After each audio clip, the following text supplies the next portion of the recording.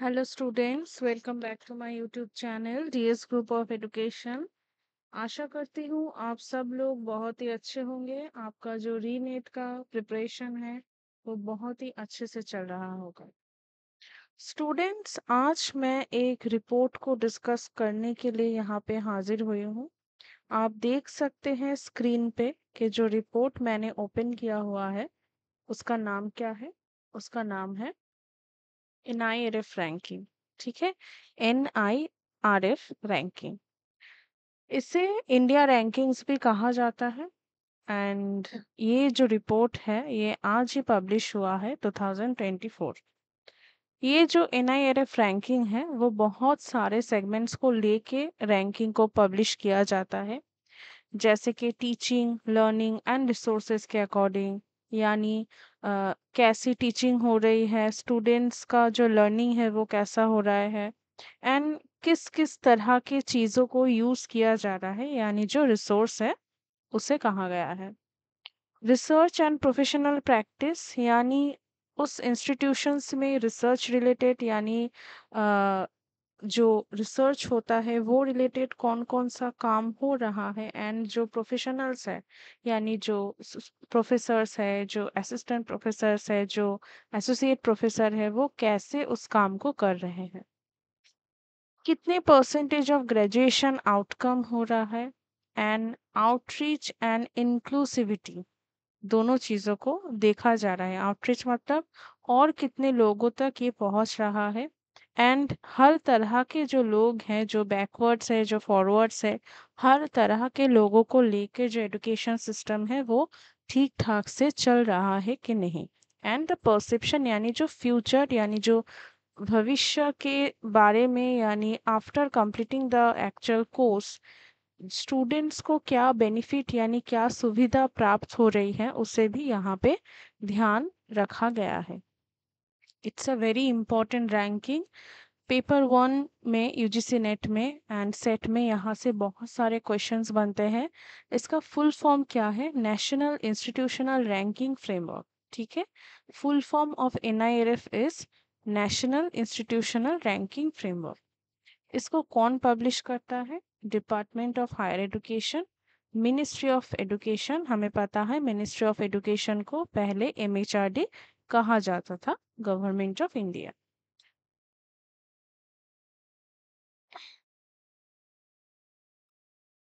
अगर हम देखें तो यहाँ पे कंटेंट्स में हर एक चीज़ का जो लिस्टिंग है वो किया हुआ है। जो top most higher education institutions है वो ओवरऑल में कौन कौन है, यूनिवर्सिटीज़ में कौन कौन रैंक होल्डर है, लॉ में, मेडिकल में, डेंटल में, यानी हर जो सेगमेंट है वहाँ पे जो रैंकिंग है उसको कहा गया है।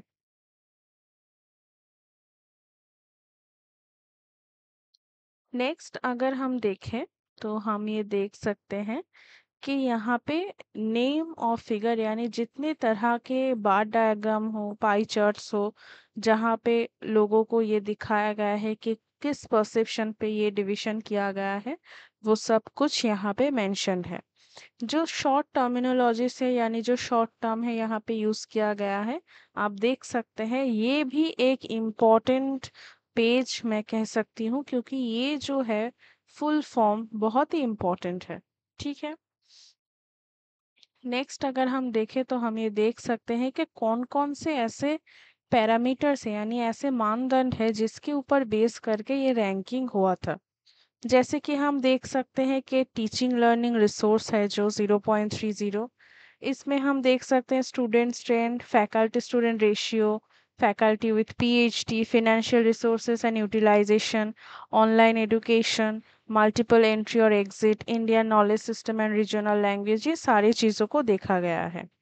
रिसर्च एंड प्रोफेशनल प्रैक्टिसेस में कितने पब्लिकेशंस है, साइटेशंस है, पेटेंट्स है, रिसर्च प्रोजेक्ट्स है, publication and citations in SDGs, ये सारी चीज़ों को देखा गया है। ग्रेजुएशन आउटकम में placement and higher studies, university examination, medium salary, PhD students, ये सारे चीज़ों को देखा गया है।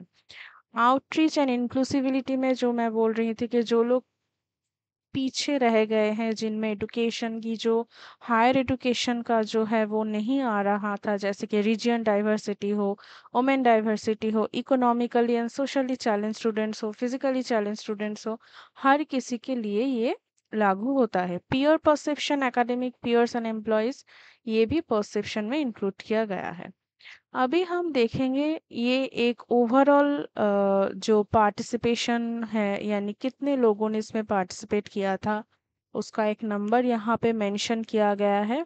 एंड अगर हम देखें मेथोडोलॉजी, यानी जो ये तो काइंड ऑफ रिसर्च ही है, ये जो रिसर्च है ये किस किस चीज़ों के ऊपर बेस करके किया गया है, एंड कब स्टार्ट हुआ है, एंड कब ये कंप्लीट हुआ है, एंड कब इसका जो रैंकिंग है ये रिलीज हुआ है, हम देख सकते हैं 12 अगस्त 2024, and it's all started in December 2023। So अभी हम देखेंगे कि ये जो रैंकिंग है, ये रैंकिंग हर एक यूनिवर्सिटीज़ हो, हर एक हायर एजुकेशन इंस्टीट्यूशंस हो, यानी जो हर सेगमेंट है उसके लिए डिफरेंट डिफरेंट रैंकिंग लाया गया है।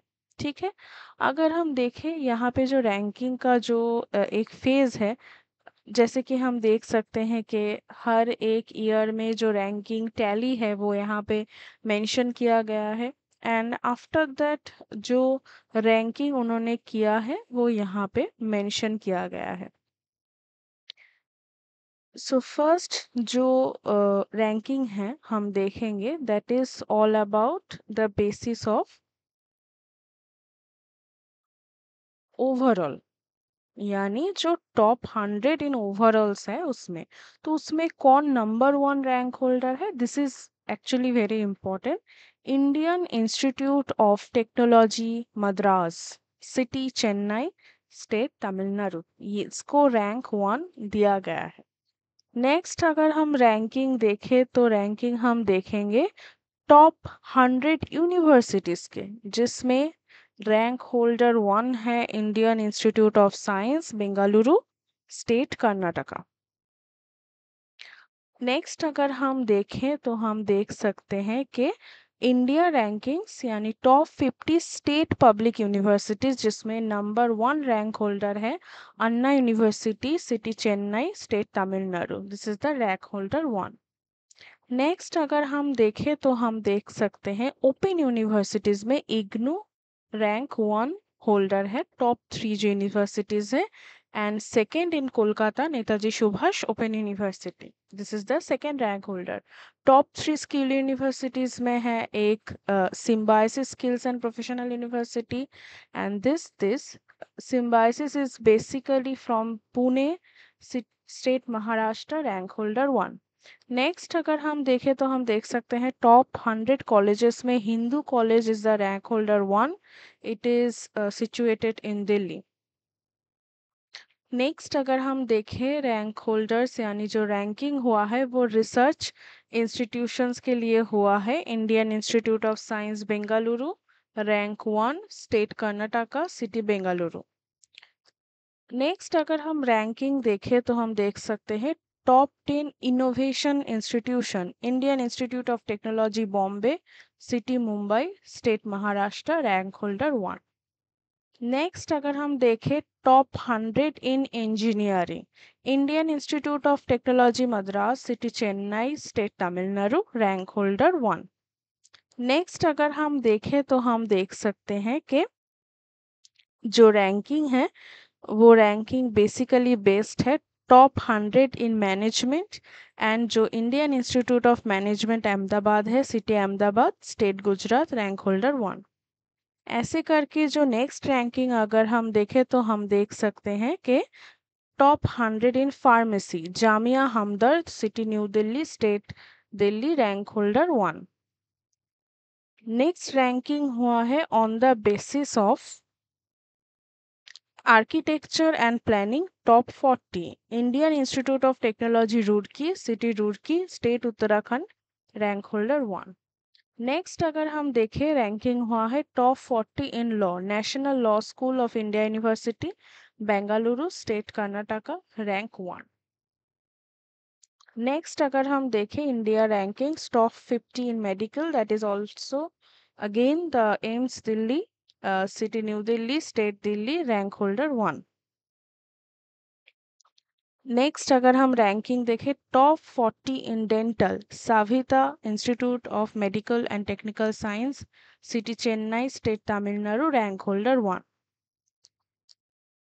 Top 40 agricultural and allied sectors Indian Agricultural Research Institute City New Delhi State Delhi and rank is 1. So ये जो था एक ओवरऑल रैंकिंग था.